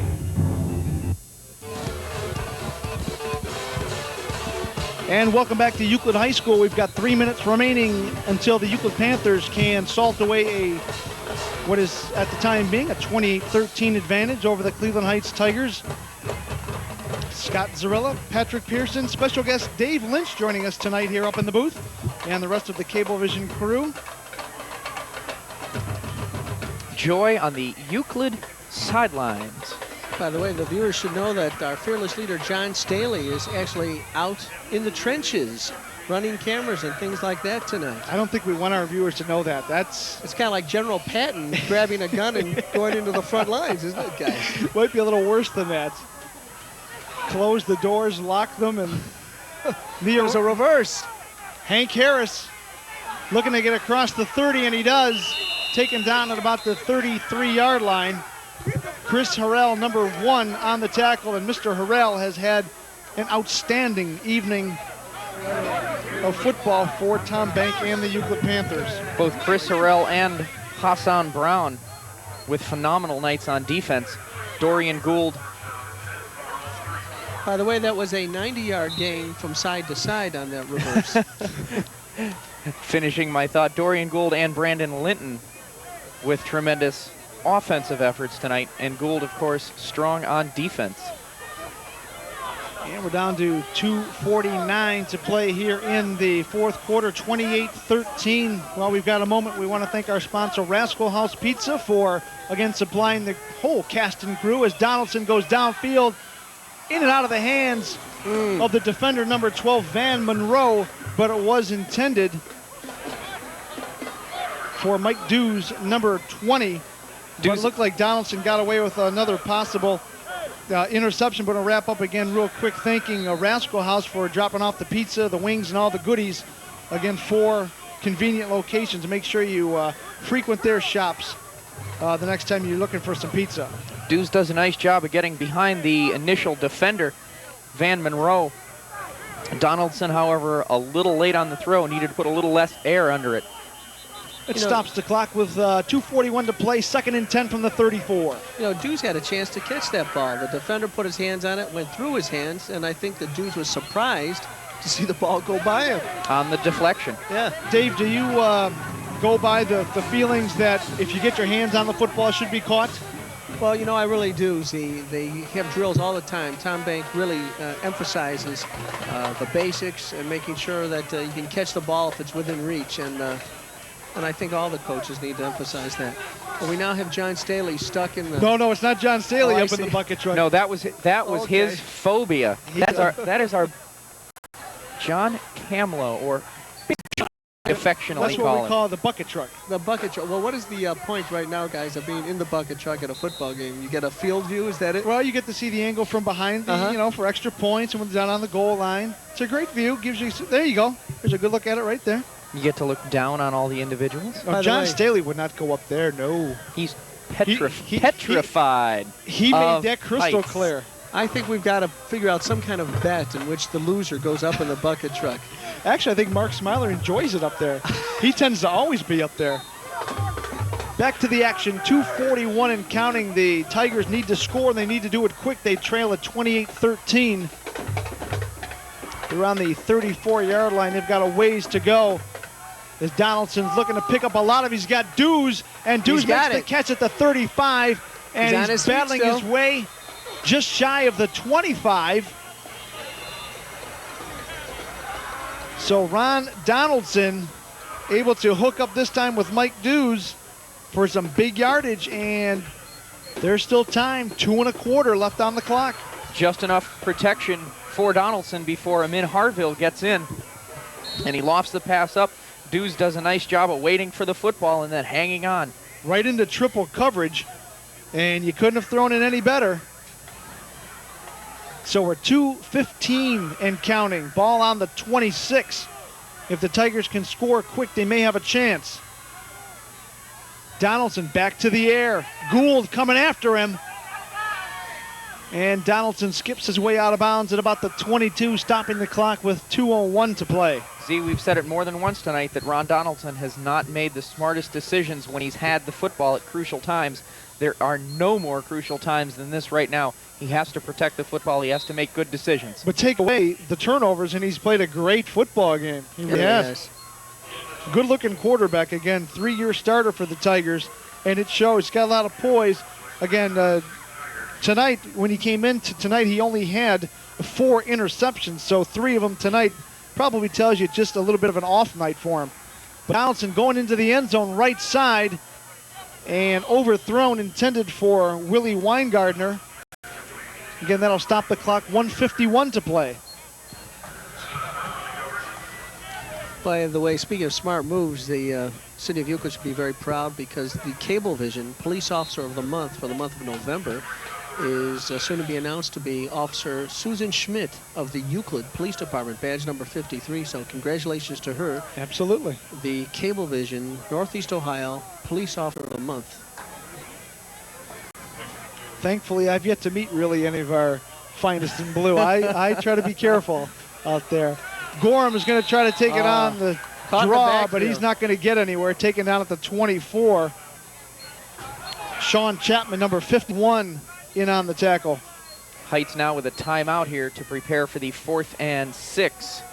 The game on the line here on this play. And they're going to have to back it up a little bit more than that on the loss. It looks to be more about 4th down and 8. And that stops the clock with 1:45. There's a look at Pete Swanky. Pete was again in the phys ed department. I'm not sure what Pete does here at Euclid now, but he sure ran us hard. Still in the phys ed, yeah. Old Pete sure ran us to death in gym class. It looks like he's about 19 years old there, doesn't Also the girls' track coach, shape. I understand. If he's been here since Scott Zarilla was here. It's not that long. Don't. It wasn't that long. It's been a while, but not that long. He's awfully young looking, I'll say that. Yes, I am. And I don't Thank mean you. Scott Zarilla. Well, this could decide the game right now as it's 4th down and 8 for the Tigers. 24-yard line of the Panthers. Ron Donaldson's got to make the play right here, right now. And again throws it off his back foot, right up, and intercepted by number 23, Fielding Cloud. And 4 interceptions for Ron Donaldson, 6 turnovers by the Tigers. That will salt the game away for the Panthers. And Z-Man, with that, I will be off and head down to the sidelines to speak with head coach Tom Bank. Very good. I think Dave and I will be able to handle it from here. Here's the replay. Again, off his back foot. He could have got a better throw away. You hate to have it end that way. Well, he was fading back. He could get no mustard whatsoever on that throw. Speaking of mustard, am I correct in saying that Euclid has some of the best hot dogs in the area? Actually, they really are outstanding, all beef, and that's one reason to come to DiBiasio Stadium. If for no other reason. Game, that's right. If for no other, and of course Kevin Kay down in the truck, he agrees wholeheartedly. And I have a funny feeling that I don't know if there's a whole lot of hot dogs that Kevin hasn't met and enjoyed. So we're down to 124 and counting here at Sparky DiBiasio Stadium. The Euclid Panthers are going to improve their record to 6-3, 4-2 in the LEL. The Cleveland Heights Tigers will drop to 7-2 overall, 3-2, and with the loss, the Tigers no shot at catching the Shaker Heights Red Raiders. You know, that score really doesn't show the game that Cleveland Heights played, though, does it? Only in the sense that when you have 6 turnovers, it's awful hard to, of course, score points. I don't know if you saw early on, there's the fearless leader, John Staley, right on top of the action.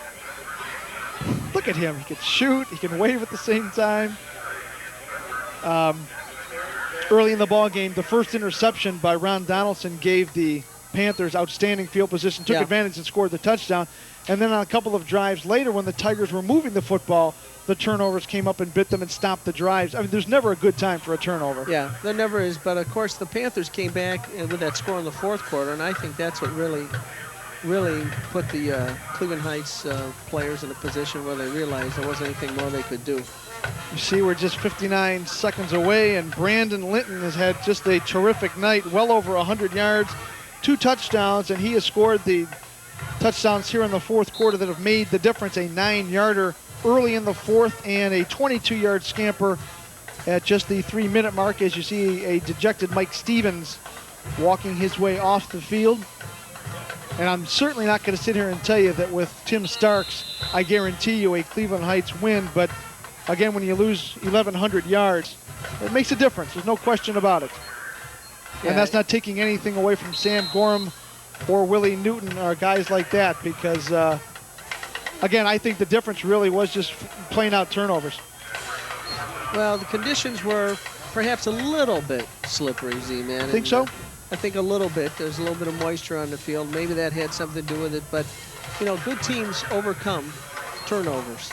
It just, the ball bounces in the direction of the team that's playing harder and working harder. Well, Dave, let's talk about your show one more time. Just Talking. Sure, Just Talking. It is the Northeast Ohio answer to Regis and Kathy Lee. The guests are great interest throughout the area, and you can see it tonight at 2 o'clock in the morning, right after this broadcast, just about. And then 9 o'clock in the morning Saturday, Mondays at 9 o'clock in the morning, Wednesdays at 9 a.m. and 3 p.m., and also Fridays at 3 p.m., and that's, of course, on Channel 24. 24 and 45 in the city of Cleveland. 45 in the city of Cleveland. Louise Dietzel, the co-host. That's right, and just it's a lot of fun. Here we go. We're going to get a kick here at the end. Give the show a chance. It's a lot of fun. I think you'll enjoy it without question. Yeah, please tune in. Winston Hill looking for some place to go, and all he's really going to do at this point is go down well in his own territory. He's going to stop the clock. Will it stop the clock? No. It will not. We have come to the end of tonight's ball game. The Euclid Panthers are a winner, 28-13. We're going to step aside and take a quick timeout. When we come back, we hope to have Patrick Pearson standing by with Tom Bank on the Cablevision High School Game of the Week.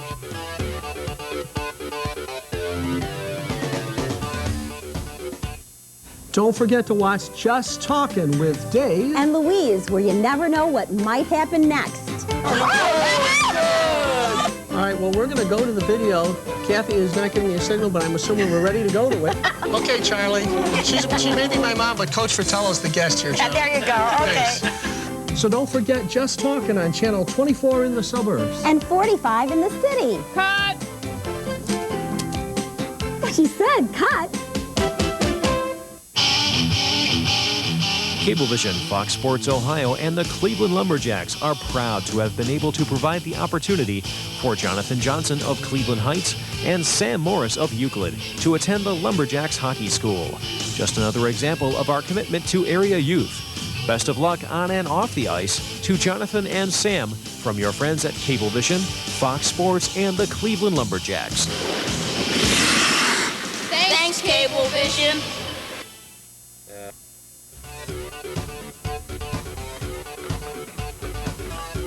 Hello, right back on the Cablevision High School Game of the Week. The Euclid Panthers 28-13 winners over the Cleveland Heights Tigers. Let's go down to the field now for Patrick Pearson. Coach, it looked like it took your offense a little bit of time to get going, but you got some turnovers, a couple of interceptions by Hassan Brown, Chris Harrell in the right place at the right time to fall on some fumbles. The break seemed to go your way. Yeah, you know, we had more than our fair share of opportunities the first half. I think we had 3 turnovers from them, and we were only able to capitalize the one time. And then the second half, the offensive line started to gel. I think we wore them down a little bit. And Brandon Linton had just an awesome game for us. Absolutely, that was our thoughts from the booth. Dorian Gould, an outstanding job lean blocking for Winton. Has it been that way all season? We haven't run the ball nearly as well as we did tonight, but the offensive line did just a tremendous job, and Dorian's just an outstanding football player, and you know, and we kept going to the hot hand. Brandon had the hot hand, and we kept going to him, and we thought we'd have a little bit of difficulty running outside because of their speed, but Brandon Richardson did a great job. He kept coming off the field saying, run to my side, I can hook this kid, and we gave the little guy a little bit of room on the outside, and he did the rest. Okay, Coach, thanks for your time. Good luck next week against Bedford, finishing out the season. Victorious head coach Tom Bank from the Euclid Panthers, 28-13, your final from Sparky DiBiasio Stadium. Back up to you, Scotty Z. Thank you, Patrick. And how about that? Some great insights from Tom Bank. Brandon Richardson talking from his tight end position about, hey, I can get this job done. Congratulations to the Euclid Panthers on their win, 28-13 winners over the Cleveland Heights Tigers. That's going to do it from Sparky DiBiasio Stadium. This is Scott Zarella speaking for Patrick Pearson, thanking Dave Lynch and the rest of the Cablevision crew for helping us out here on today's Cablevision High School Game of the Week. We're going to have one more game coming at you next week. Stay with us, join us, and until that time, we'll see you then. Have a great week, everybody.